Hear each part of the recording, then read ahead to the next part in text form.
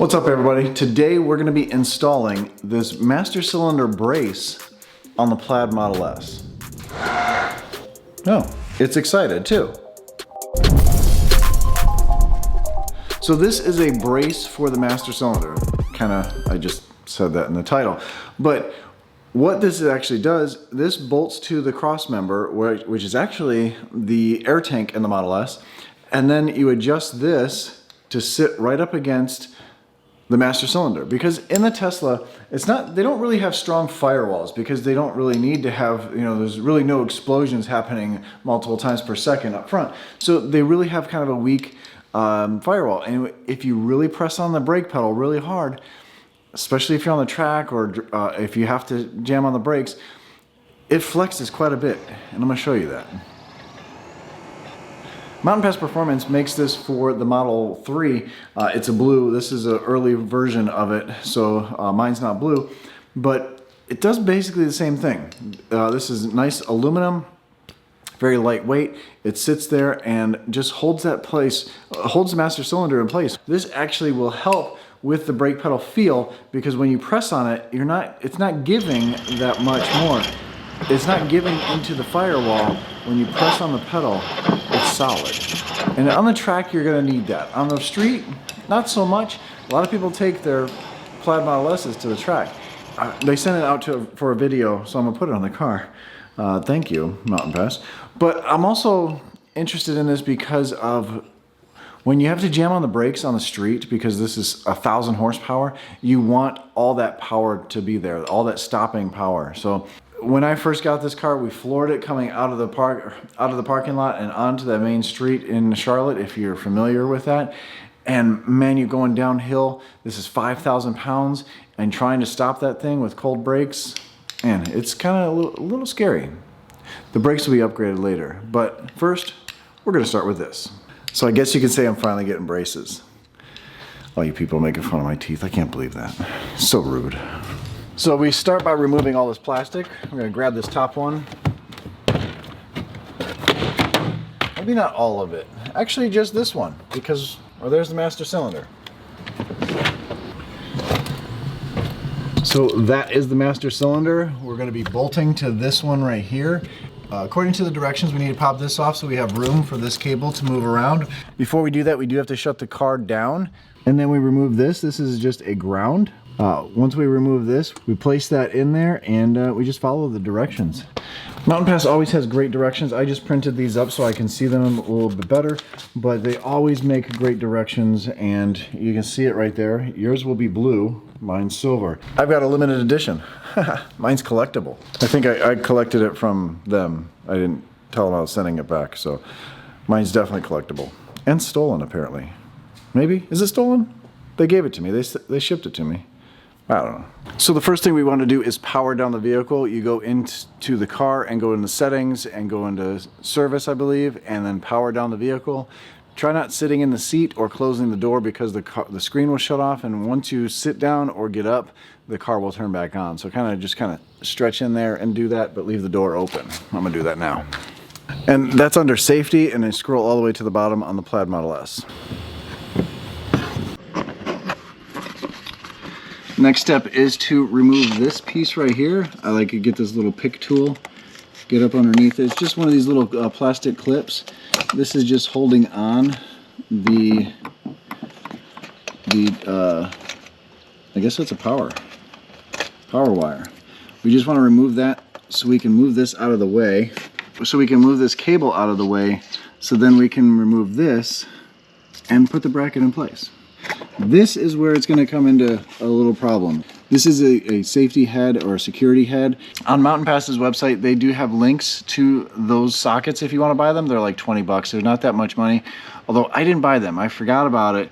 So I'm going to use some jerry rig stuff. I'm going to use some needle nose pliers. I'm going to use some other pliers. But the thing you want to be careful is of this line. This is your air line to the driver's side airbag. You don't want to break that. This is just grounding this. We're going to remove this and then just slide it over to here, just so it's still touching this, so it's still still grounded. The car is off, so it should be okay. Should be. So honestly, this is going to be the hardest thing to do. Their directions even say if you don't want to buy it, use some vice grips or something like that. And it actually says, good luck. So, wow, I may not be, maybe having to go to AutoZone or something. Oh, wow. Ouch. Wow, I may have to. That's ridiculous. Let's see what else I have. Last ditch effort before I go buy the right tools. This is some redneck stuff on a Tesla. Oh, it's working. Oh my God, I got it. Oh my God. Such a redneck at heart. I worked on that for about a half hour, 20 minutes, a half hour, and I didn't have the right piece.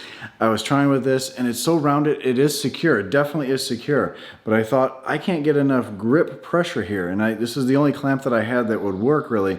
So I just clamped it down as tight as I could. I just slowly worked at it, and I was able to move it just a little bit, and then I was super happy. So, do I suggest you buy the tools? Yes, go buy the tools. I'm stupid. Should have bought the tools. I would have been done already. Because this is the hardest part. This right here is the hardest part if you don't have the tools.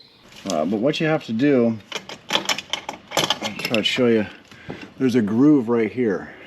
So you have to slide this over that at the same time putting it in there. It's pretty tricky actually. Because on this one anyway, the cable is kind of tight. So I don't have much room. So I'm going to have to lift up a little bit, slide this back, and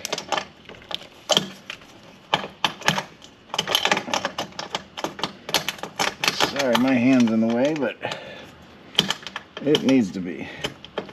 Woo! That is definitely a tight fit. And then we want to feed this out so it's touching. I'll show you in a second. And we're going to put a little bit of tension on it. So I have that touching the master cylinder. Got some tension on it. You can see the holes lined up. We have this that's going to go over top of that. The little tab's going to go in this hole here, and then we're going to put the bolt provided inside. They provided me with this. You're going to have a different, I think you have a different one. We're going to drop this down in there. Computer's still off, so we're going to take the ground, push it in down there.